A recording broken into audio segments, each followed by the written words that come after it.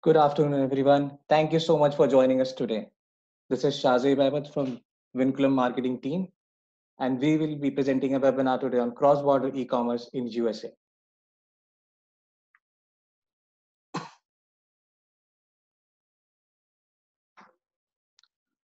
Before we begin, I would like to tell you that you can follow this event on LinkedIn and Twitter using the hashtag #SellAnywhereFaster. Also, we will be sending you the recording and slides of the webinar post the webinar ends. And anytime you have any questions for the speakers of today, you can log them in. We will do a Q&A at the end of the webinar. Quick glance at the speakers for today is we have Abhishek Mitra with us. Abhishek is Global Business Head Cross-Border at Vinculum. And we have Russell Willem, who is VP and co-founder at Brand Nexity. Over to you, Abhishek. Thank you so much, Shazib.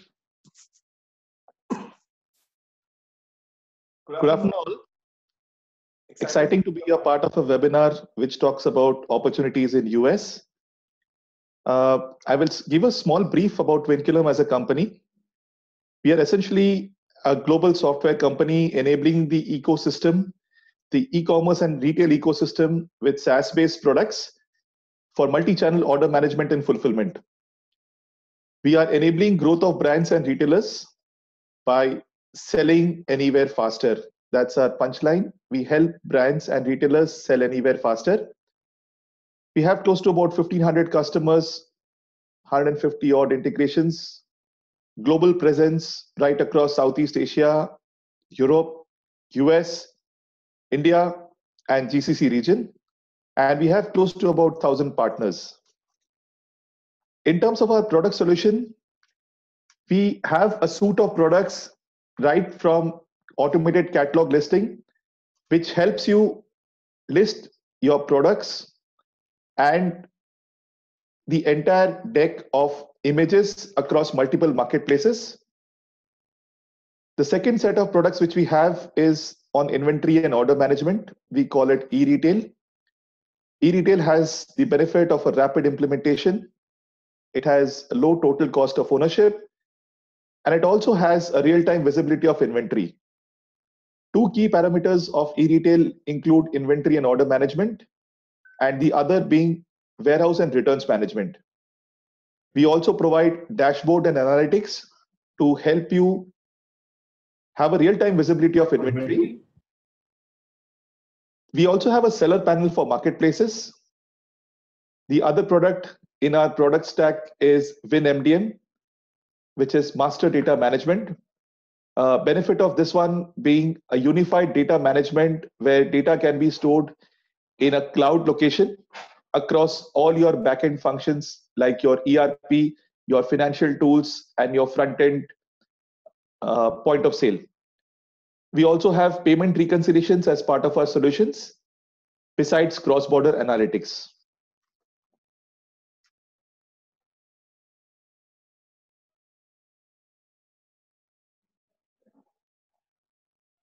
We move on to some of our recognitions.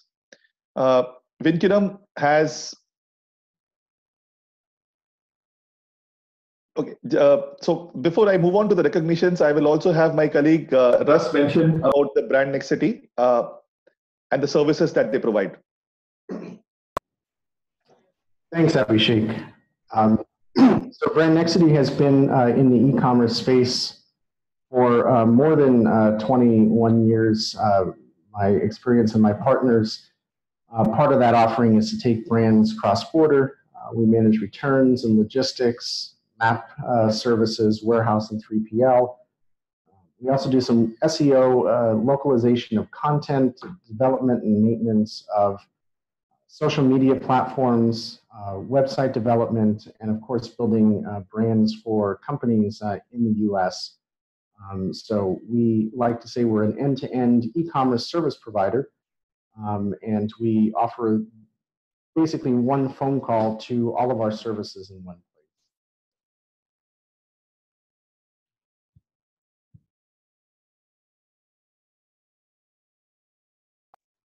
In terms of industry recognitions, Vinculum has been a a winner across many categories. One of our recent awards has been to win the Gartner Magic Quadrant for 3 successive years, starting 2016-17. And we have also been awarded as the preferred brand in terms of the Customer Choice Award in 2018 for our Vinny retail suite of products.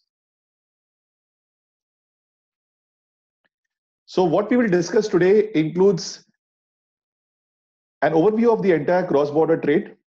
We will present with you some global statistics and then narrow it down to the US market.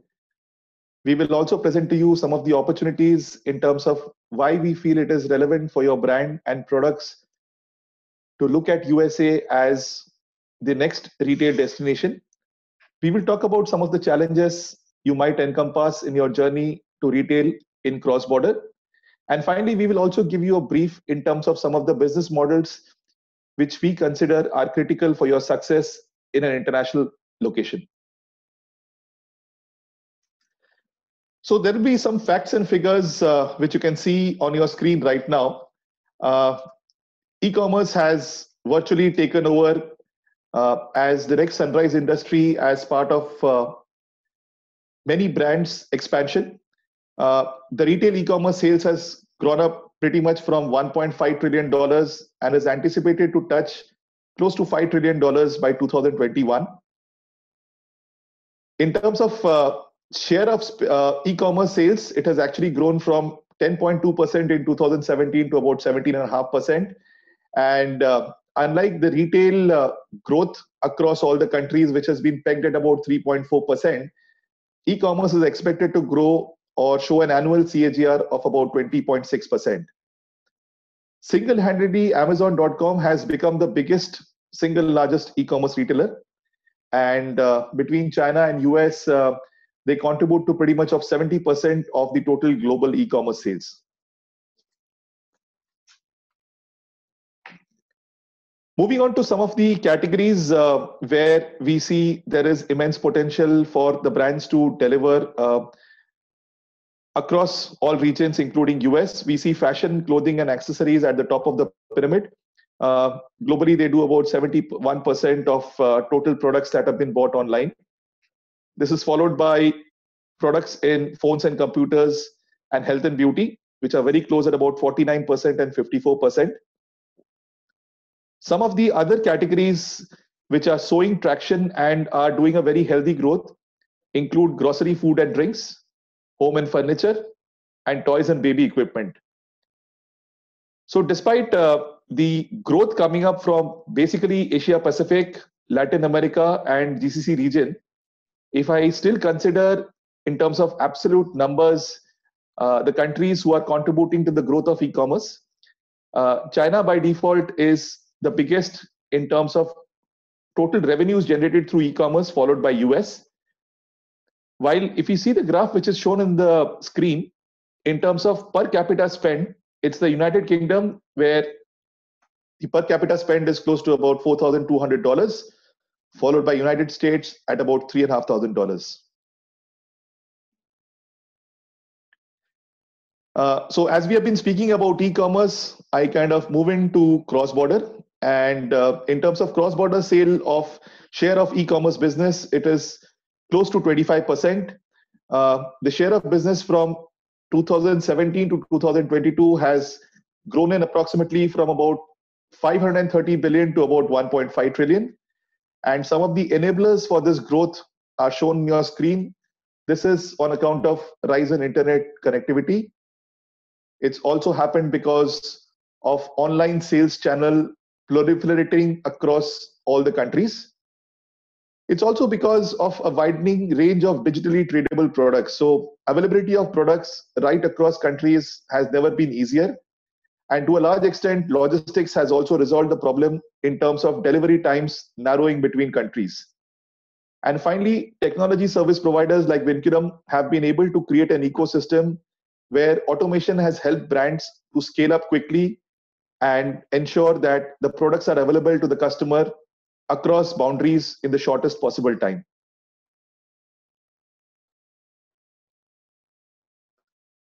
So again, we just discussed some of the opportunities and benefits. And I think the data has already been shared by me in the previous slide. But in terms of some of the tangible immediate benefits, what we can mention about is that you essentially create a new market for your products. There are a lot of people who travel across countries. So you try to establish loyalty amongst the segment of customers who can now find your products across regions.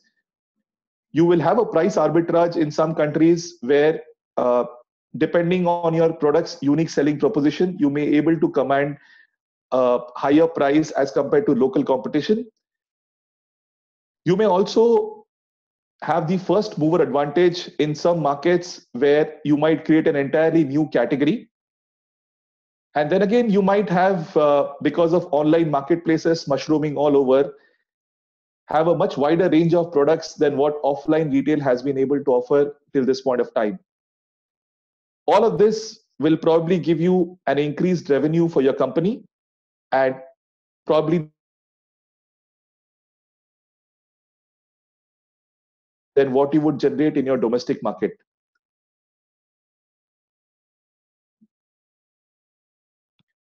So on the screen are some of the opportunities which, again, we have discussed.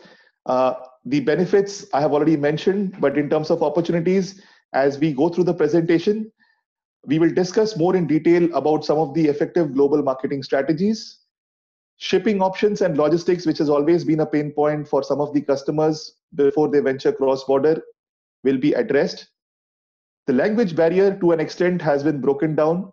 Vinculum as a company also works with a lot of partners who help in content curation.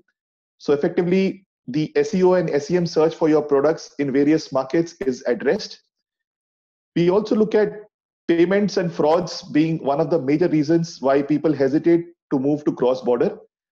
With payment gateways, the likes of Payoneer and Ping Pong Box and PayPal, we are seeing some of our partners developing solutions which have eliminated or rather reduced fraud to a large extent.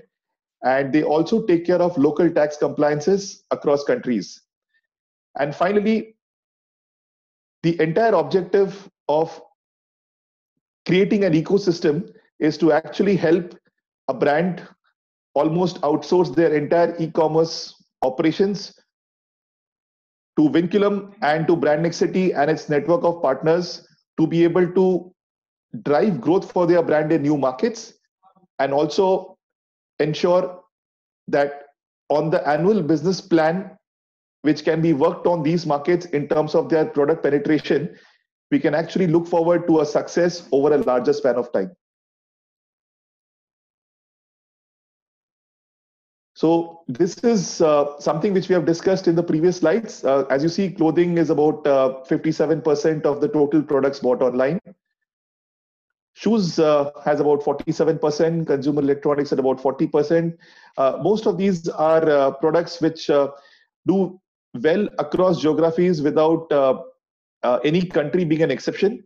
The percentages could differ between countries, but by and large, clothing is by default the biggest category that people actually buy online.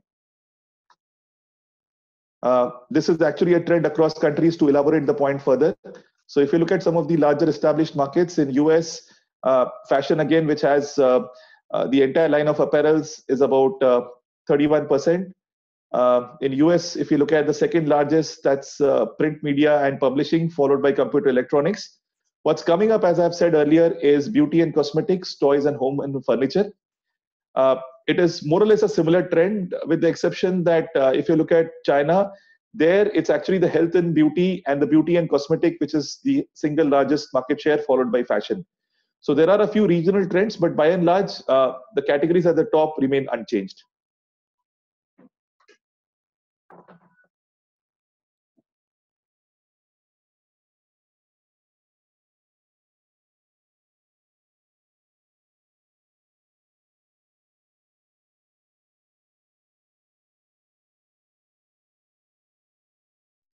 Hello, everyone. How do you recognize yourself? The options include brand, a retailer, a seller, a brand distributor, or another option.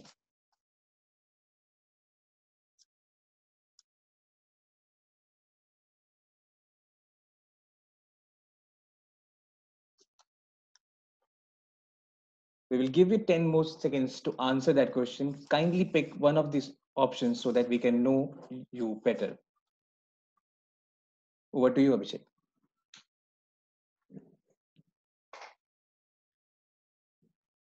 So for the next part of the discussion, I will have my colleague Russ take over and discuss insights on United States and some of the challenges and opportunities. Over to you, Russ. Thanks, Abhishek. So going on to the US and taking your brand to the United States, we thought we'd go over a couple of trends that are happening in the United States right now. The retail e-commerce sales are actually projected to still grow at a fast pace in the coming years. A lot of the brands that we talk to here in India and other countries say, well, isn't the US market kind of a maturing space? And is there really room for us to grow?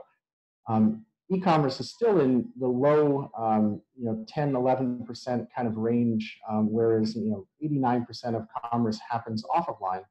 But given that, continuously consumers are moving into the space of buying online due to convenience and other things. So obviously Amazon is the most popular e-tailer in the United States, generating somewhere around half of all e-commerce that goes through. But there's still another 50% of online sales that a lot of brands are not capturing or are not capturing effectively. And of course, every time we think about e-commerce in the United States, probably such as this here, India, the trend is more and more for people to buy on their phones. So that means that content and videos and curation and types of content that you're putting actually designed to be viewed readily on a mobile phone. So as we said, the trend of e-commerce is continuing to increase. Even though it's a mature market in its approach, it's still a growing market from the fact that consumers are willing to buy more and more different types of items online. Given easy returns from marketplaces, given convenience, given the fact that they have mobile payment options on their telephones, this is an opportunity to capture more and more of that e-commerce spend, where by not having a brick and mortar store in the United States, traditionally somebody retailing your products, now you can actually have that exposure on a continuously growing market. So if we look at some of the data statistics, Abhishek kind of gave an overview of what categories are selling online.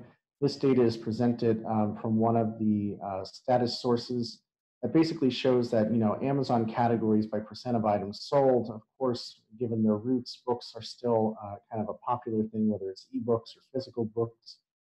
Health and beauty is a growing category. A lot of consumers will take a chance on health and beauty, but there's also a very big concern about whether or not those health and beauty items actually have a chemical compound rating that is safe for consumer use. Given there's a lot of counterfeiting of cosmetics and different things in the market, that's where the advice of FDA and things like that come in. Electronics, you would expect, and accessories, cell phone accessories are a huge category. Very crowded category. So if you're going to present your product in the electronics and accessories, there's really have to be a unique selling point, really good descriptions, really big consumer confidence for some way to choose your items. Home and kitchen, continues to be no surprise. Software and mobile apps, obviously. Clothing and accessories, again, like Abhishek said, is a huge online category, continuously moving more and more online. We'll find a high returns rate of clothing, especially in the U.S. 20 to 30%, sometimes more, given your category.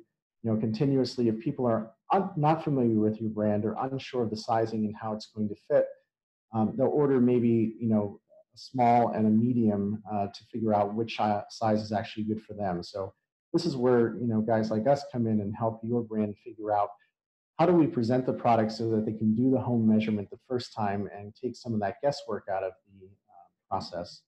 Of course, tools and home, do it yourself. There's a big do it yourself, segment of the population who will do their own home repairs and not call externally. Sports and outdoors, pet supplies. So really almost every category online. And, we even like to point out that there's a new company called Carvana in the United States that actually sells automobiles online. Probably not a segment for most of the listeners, but just interesting what customers will put online. So the leading marketplaces in Amazon in the United States, obviously Amazon, eBay. You get a lot of private or smaller or focused marketplaces. Walmart obviously is a great place for a lot of sellers who are already on Amazon to start thinking about putting products in the Walmart marketplace. Target has an up-and-coming marketplace. Jet. If you have a higher end good, you'll think about Net-a-Porter. If you have something in home goods, you may think about a Wayfair. If you're a handicrafts vendor, you may think about Etsy or eBay. So there's more opportunities than just Amazon in the United States. With working with a third party like us in Vinculum, that discovery can happen and figure out which marketplaces are right for your product. So the challenges, as we go company to company, and I've been fortunate this visit, I've been to dozens of companies over the past 2 weeks all across India. And we walk into a lot of these brands or sellers, and they think that a lot of the problems or challenges that they're facing are unique to their company. In fact, although there's unique components to every company, there's probably about 80 to 90% that overlaps with some of the issues that we have that we see across different segments of the market. So the selection of adequate markets, sitting here in India, your brand may think that Amazon is kind of the end-all, be-all for your brand, and getting into the other opportunities is difficult. A company like us, with the help of Vinculum and their software listing solutions, can actually show you other opportunities for your market online and offline. Just like you were to look at the competitiveness of your products in the United States, if you're not an exporter, you may not be aware of some of the design changes, like in the home goods, fitting a United States size bed, the pricing that may be in the market, the quality of the goods that may be in that market. There's lots of sellers, whether it's Chinese sellers, other Indian sellers, sellers from other markets that are lowering the price on a continuous basis. But price is not the only mechanism to take a look at. It's also the quality of the good, the uniqueness of the good, and the offering of your line inside of a particular marketplace. And it can actually vary by marketplace. One of the challenges we continuously hear is it's very expensive from a logistics standpoint to target the United States. Drop shipping, per each unit can actually drive up the cost of logistics, which raises your price and lowers your competitive advantage. Stocking some goods in the United States, whether it's at FBA or whether it's at a third-party fulfillment facility like the one BrandNexity offers. There's opportunities when we take a look at working with dozens of brands across multiple categories of consolidating your goods onto, say, a C shipment, which lowers the cost by as much as 80 or 90% depending on your category, and gives you a much higher profit margin. When we take a look at the scalability, we visit several brands where e-commerce was kind of an unexpected thing that has happened both in the domestic market and the international market. And we start to get capacity issues, whether it's getting the listings online or getting the shipments actually out the door. Do you actually use the software? Do you use the components of other consultants like ourselves in order to help mitigate some of the scalability issues? Scalability doesn't become a thing until it becomes a thing. And we always like to say, if you can head off some of that scalability issue, it's to your benefit. Taxes and regulations are as complicated in the United States as anywhere else. Every state, every municipality, even sometimes down to the city level, have taxation considerations. One example, we always like to give is, in food service, something like a bagel in New York City may have one tax rate when it's taken directly off the shelf and put into a bag, and another tax rate when it's actually cut in half and handed to you. So there's things like services, or there's things like categories that add taxes and regulations and import duties. Working with partners like Avalara, we're actually able to, including the Vinculum solutions, make sure that you're charging the right taxes and then actually remitting it and staying compliant in the United States. There's minimums, de minimis in each state by category of quantity of goods or sales of goods. So those all have to be taken into consideration. The payment methods, we have the obvious ones like Visa, MasterCard, American Express, but there's a big push now towards Apple Pay, Android Pay. PayPal remains popular, Amazon Pay. We even get into college students and the younger demographic, something like a Venmo coming into the scene. Return handling. This is the one where, as soon as we say returns, we get a whole lot of distressed looks from the different brands that we deal with here in India. When something comes back, say, to an FBA fulfillment and there's no time for the QC, oftentimes even a perfectly good item that may be either slightly damaged and only the packaging is not quite right or the labeling isn't quite right, those items are put into an unfulfillable pile. Once they're deemed unfulfillable, it's a very hard sort of position to take those goods out of. So sellers end up paying even a small fee to dispose of or shred those items on behalf of themselves in order to stop storage fees. There's opportunities in working with companies like us where the returns can actually come back to a center location, that QC can happen, that repackaging can happen, and actually increase your profit margin quite a bit. So if you think about 20 to 30% returns in clothing, and a good majority of those, if they come back to a marketplace, go into an unfulfillable column, in order to combat that, you're having to raise your prices quite a bit to cover that, or you're actually incurring a loss in some of those cases. And of course, the product pricing. We always talk about the strategy. Some brands who are manufacturers, integrated manufacturers who are going direct to consumer, will take their cost of goods, run it down with all of their landed embedded costs, and come up with a price that is sort of spreadsheet driven. It's really looking at the market. What will that market bear? What does your item actually look like it's worth to a consumer? That value-based pricing, the feature-based pricing. So those are things that we help do the competitive research in the different marketplaces as we go cross-border.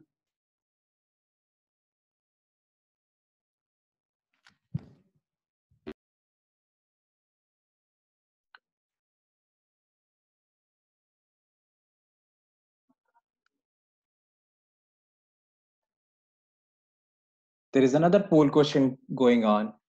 The question is, have you tried selling in the US market? Is it yes through marketplaces, yes through offline modes, or no?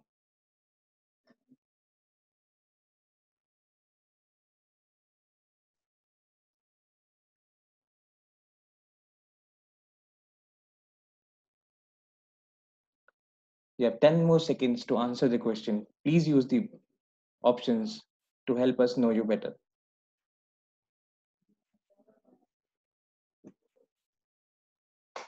Thank you.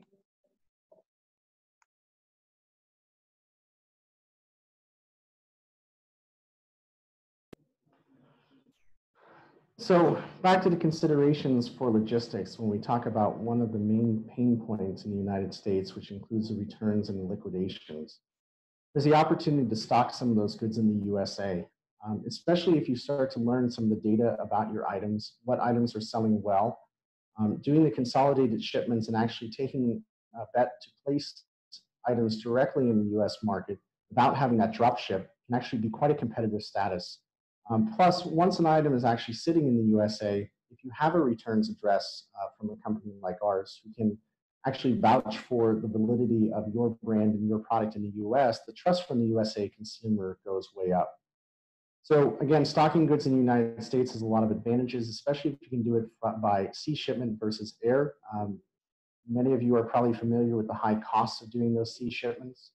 But then when we talk about returns, the returns obviously can drastically cut into those profits. A returns address in the USA is an absolute must in order to combat some of that.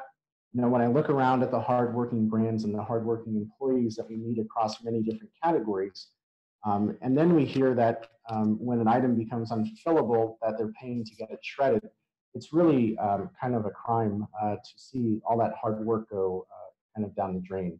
So having that returns address, having that refurbishment capability, having that opportunity to put the item back into circulation and back in the customer's cart becomes a very, very attractive scenario. Plus, we often get the question, well, what do I do with aging inventory? What happens when the item doesn't sell through? Am I going to have to repatriate that item back into the marketplace or back into the India? And what we like to offer is a one-way ticket on a westbound ship or plane for these. If something is aging in Amazon, there's other liquidation channels that can happen. Instead of having Amazon shredded or trying to figure out logistics and returns, worst case scenario, getting the transfer price back out of your inventory so that you can reinvest those funds into new inventory is something that we help and specialize in. There's often liquidation offline in other channels, in bargain outlets, in yellow ticket kind of stores in the United States. By taking advantage of all those different opportunities, it stops the bleed of profitability.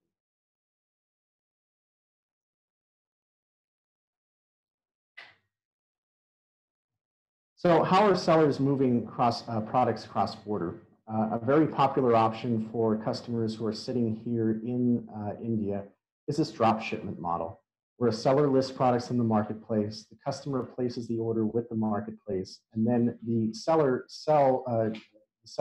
drop ships or ships that item directly to the consumer's door using something like a DHL or an India Post or a FedEx or a UPS.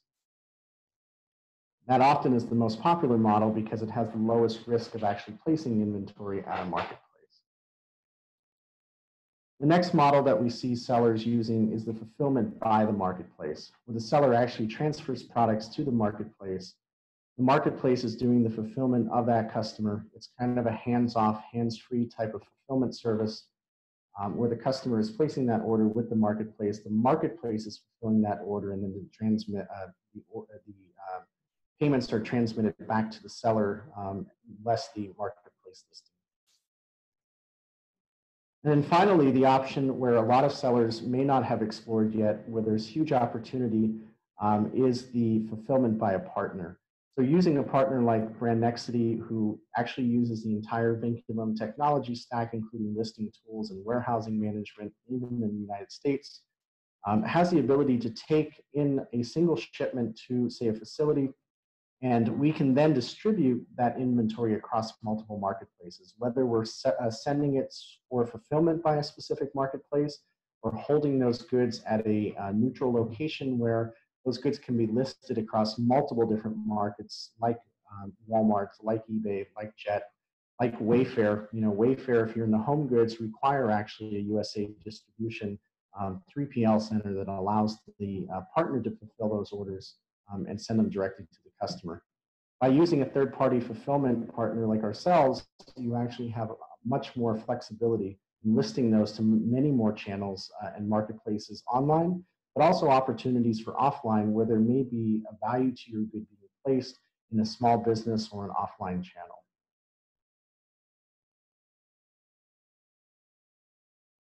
So the Vinculum's cross-border ecosystem that includes Brandnexity, when we take a look at what Vinculum offers with partners like ourselves, you know, when you deal with a lot of software providers or a lot of 3PL providers, if there's 10 boxes to check, dealing with a lot of these groups will just check maybe 2 or 3 of those boxes. By working with a partner distribution ecosystem like Brandnexity has with Vinculum here, and that Vinculum has with partners across other marketplaces, say in Southeast Asia, you actually have the brand being at the center of all of these activities, and then the partners being able to fill in all 10 of those check boxes.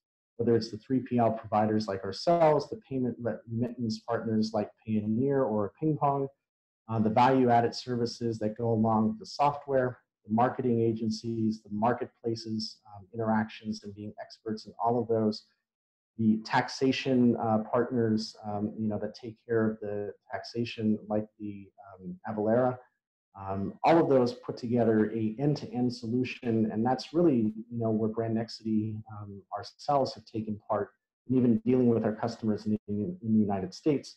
We feel that we're an end-to-end solution between ourselves and the partner network that we have created and that Vinculum has created, especially in this value given, is that we're a one-stop phone call. The biggest thing that we hear from brands all the time is, if I'm going to start doing business in another country, I don't know a lot about this other country. I don't know who to call. I don't know who to call when something goes wrong. So we become a one phone call away type of offering between the partner network and all the services that end-to-end check all 10 of those boxes.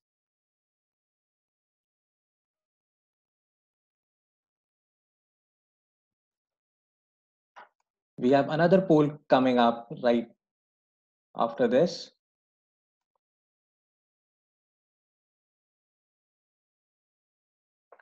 Would you like to talk to our cross-border experts for US market?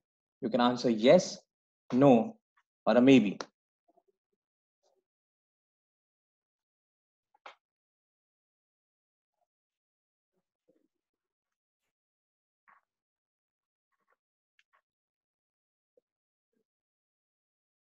Please use these options to answer this question so that we can help you penetrate the US market better. Thank you.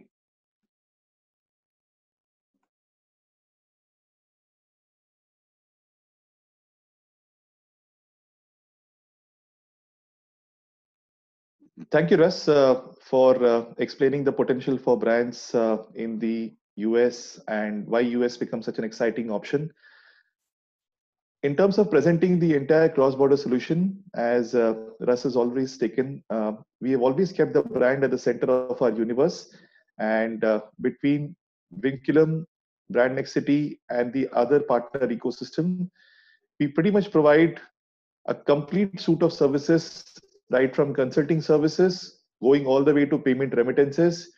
And these will include steps in between, which is essentially the technology piece, the logistics and fulfillment, account management end-to-end, wherein I mentioned for the brands or the sellers, this could be an opportunity to outsource the entire e-commerce operations to socially marketable world. Digital media and marketing activations play a huge role. So rather than having only an omni-channel strategy, we could also look at creating engagement by building communities across social media platforms like Pinterest, Instagram, Facebook, and a few other mediums. We could also create localized content. And finally, we can actually help reach out to the right target segment that you are looking at in a new country where you're expanding your business into.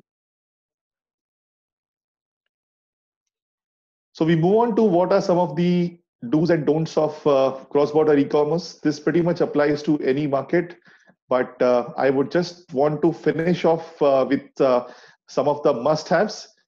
You cannot have an omni-channel strategy when it comes to online or when it comes to cross-border e-commerce.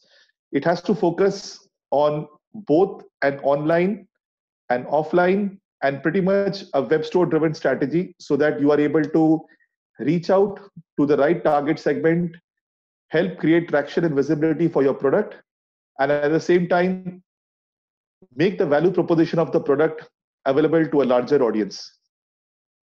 You need to build A-class content and localize it because there are markets where English is not the most popular languages. So you need to be able to use the services of the partners to create localized contents, and keywords are a must when it comes to finding products on any of the channels that you're retailing in. You cannot overlook national holidays. So the entire strategy will also need to incorporate some of the seasons and holidays across various countries. And this becomes a very important consideration for you to build your assortment plan and consider the time taken to deliver your stocks from country A to country B. And finally, you should never contemplate a Me Too product. As Russ mentioned, there needs to be a value addition to your product, which is not only comparative, but which also has a very unique selling proposition to the end customer, so that you are able to not only build brand value, but you are also able to create market share for your brand in the country. This one is pretty much obvious. You cannot have the same strategy for different countries. Each country has a very different set of considerations when it comes to e-commerce. You need to have more of a strategy which is global in nature, but make it local as per the rules and regulations, as per the duty structures, as per the target segment, and finally, as per the local competitive landscape. Never take any shortcuts. You should never look at a short-term strategy when you're investing in cross-border business. You might be very strong in your own country of operation in terms of revenues, but when you look at doing business in cross-border, any new international country you essentially start off as a new brand. Building brand equity in any country takes time, and you should be having the patience and the vision to invest for long term. Like I said, these two have been said earlier. You should never overlook national holidays, and a Me Too product is a complete non-starter. In terms of the cross-border checklist, no matter what your size is, you can always find an international market. As long as your product has a unique selling proposition, you can always create a new set of customers for your products. Always look at a local partner who could be your go-to partner when it comes to minimizing some of the issues which you might have in terms of launching your product, in terms of custom duties, in terms of also understanding how the customer in the international location actually searches for the products. So finding a trusted local partner is what we also would recommend is an absolute must. That's pretty much about what we have to discuss for cross-border e-commerce. Just a few closing statements. Please double check country by country product restrictions. You need to look at international support as has been mentioned. Your technology should always be innovative and scalable. And finally, as part of the consideration where you create an omni-channel solution, you should be able to have different business apps when it comes to going global. Some of the mid-market considerations for cross-border. These will include, you need to develop or customize your products for new markets. You need to look at technology as an enabler, but developing A-class content is a must. You also need to understand and define key domains when it comes to selling globally.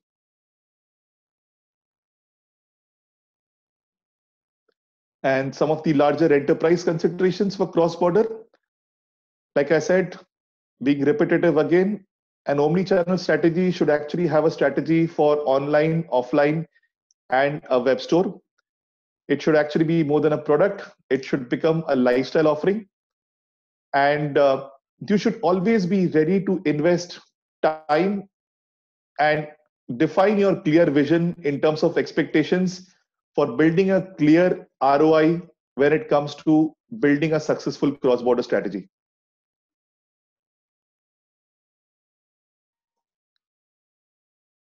There is last poll question coming up for you. The question is, do you also need solutions to any of these business problems of you? You can select multiple issues: order and inventory management, warehousing and fulfillment, payment reconciliation, automated catalog listing, cross-border e-commerce, omni-channel point of sale, or you need assistance in all of these above. You have 20 more seconds to answer these questions so that one of our subject matter experts gets in touch with you.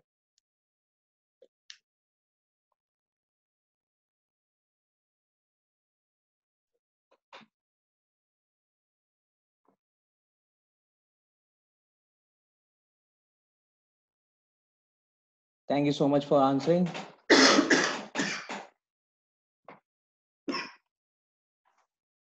So moving on to the Q&A time, you have contact details here mentioned for as a phone number, email address, and our website also. If you want to reach us, you can use any of these options to contact us. If you have any questions regarding cross-border e-commerce in US, you can log in your questions right now in the chat options and the Q&A options. So we have the first question right now. It's, how can you drive or build my brand in US marketplaces? So I'll take this question. I think this has to do with some of the points that have been already mentioned during the cross-border webinar. As Russ mentioned, when it comes to retailing in US, as a specific example, many people would consider only one marketplace as their preferred choice of e-commerce business.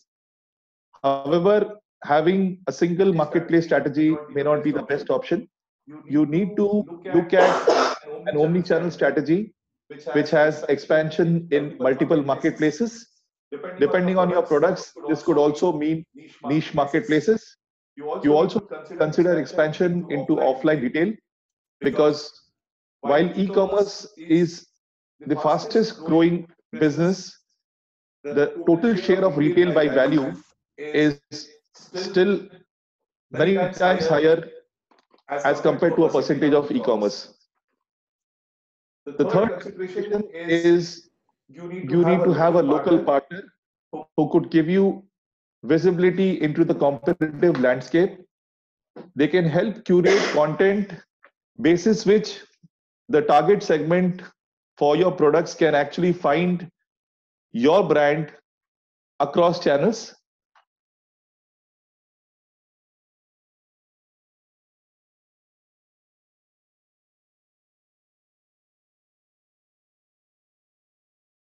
Need help in taxation, Vinculum legal compliances and taxation. As a lot of you are asking about the presentation and slides of the webinar, be sure that we will be mailing you the links of the recording as well as the slides for future references. If you want to talk to any of our cross-border experts, you can email us on the email IDs mentioned, or you can call, or you can go to our website and log a request. We have one more question coming up with us. So it's, how will you manage returns and products, and what are the charges? It's, how will you manage returns of products and what are the charges? Sure, I can take that. So one of the way that Brand Nexity manages returns in the US is through one of our products called Returns USA. So Returns USA is set up specifically to deal with the issue of cross-border returns management from either a dropship scenario. So each one of those scenarios that we discussed earlier, whether you're fulfilling through a marketplace, whether you're dropshipping, or whether you're actually using a fulfillment partner like ourselves, we take care of the returns through a methodology of giving you a returns mailbox that you can use to tell all of your customers where those returns maybe will come back. We also take care of the returns that have gone to the fulfillment of a marketplace and now are put in the unfulfillable pile by giving you the address back at our warehouse for us to take those in and offer to QC, and then either return those items to stock or find another liquidation opportunity to get rid of those products without putting them in the shred pile. The third way that we kind of operate with those is if you happen to have overstock at the end of a selling season, instead of, again, trying to return those to India, you can actually, again, find another liquidation channel. We have a mailing list of many, many bargain-based buyer consumers where instead of having your items kind of mix in with the hundreds of millions of products up on a marketplace, we can actually offer this to our grouping of customers who are looking for value-based items, and we focus their purchasing power on your products.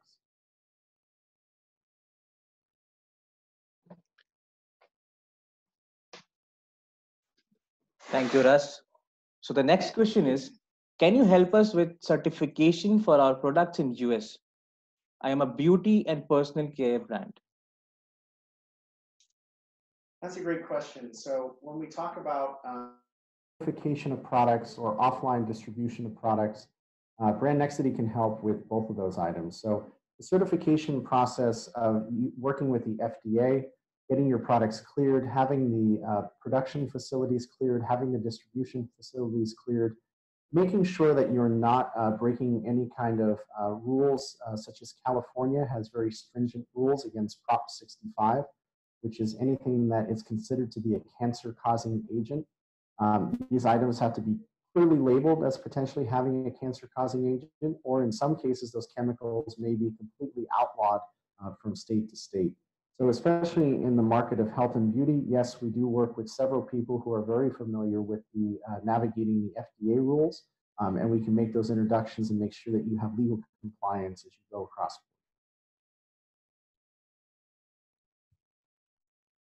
Thank you so much, Russ.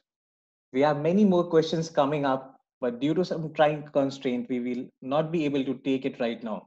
But I can guarantee you that our experts will be getting in touch with you to answer your questions and your queries. In case if you have any more question apart from the one already logged,